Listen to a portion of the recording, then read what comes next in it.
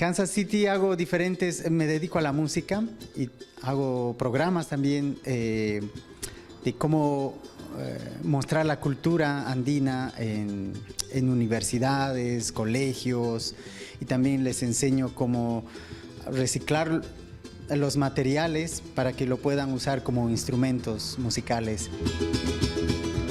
Toco solo y tengo como 3, 4 grupos de diferentes estilos de música. Hago también mis propias composiciones. Actualmente tengo un nuevo trío que he formado donde estamos haciendo mis composiciones y con diferentes estilos, ¿no? Mezclando diferentes estilos y combinando también instrumentos como el didgeridoo o instrumentos árabes con instrumentos andinos y algo de instrumentos más modernos.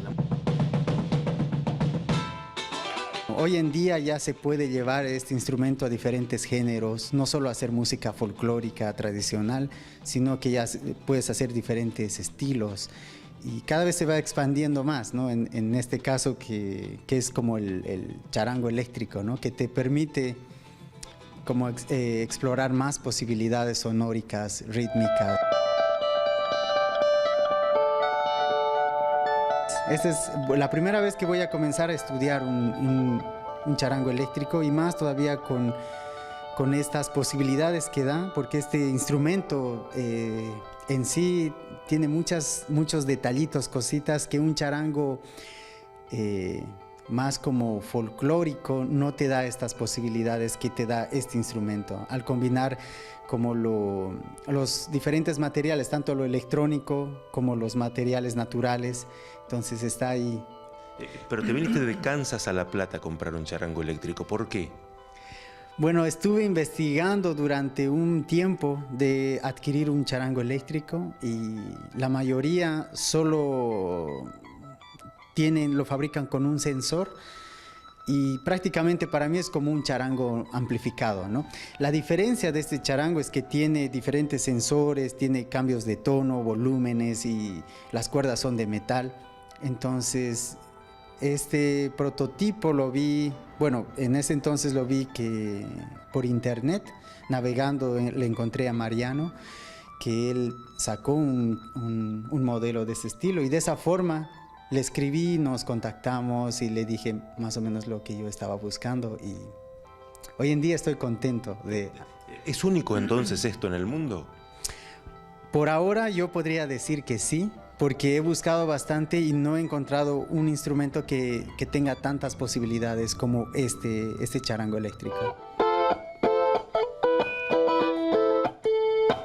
Y nació de la búsqueda. Yo empecé haciendo charangos comunes y los sigo haciendo. Después empecé con estos que por ahí se les decía o se les dice eléctricos, pero que en realidad tienen cuerdas de nylon y un sistema piezoeléctrico. Y después, bueno, surgió dar un paso más y empecé a ponerle cuerdas de metal y a probar con micrófonos de guitarra eléctrica.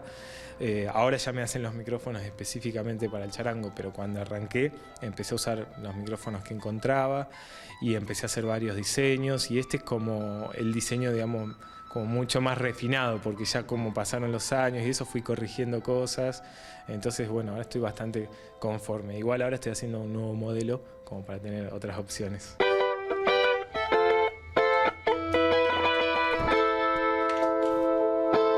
¿Qué pasa vos cuando te encontrás con un tipo como Amado que se viene desde Kansas a buscar un charango tuyo? No, es excelente, a mí me encanta, para mí es un acontecimiento. Ya esto de que él venga para acá a estar charlando, conocernos y que bueno, que haga ese trayecto para venir a buscar el instrumento, ¿no? Es genial, y yo también poder verlo cuando lo prueba y seguir en contacto, porque esto sigue, o sea, ya se inicia un contacto con la venta de un instrumento, sobre todo este tipo de instrumentos hechos a medida y por pedido, que bueno, que no se termina más. En el caso de él, hasta tiene algunos detalles que son solo para él, no va a ser igual a los del lote. Si bien ningún instrumento es igual a otro, los hago yo íntegramente yo y de manera artesanal, así que ningún instrumento va a ser igual.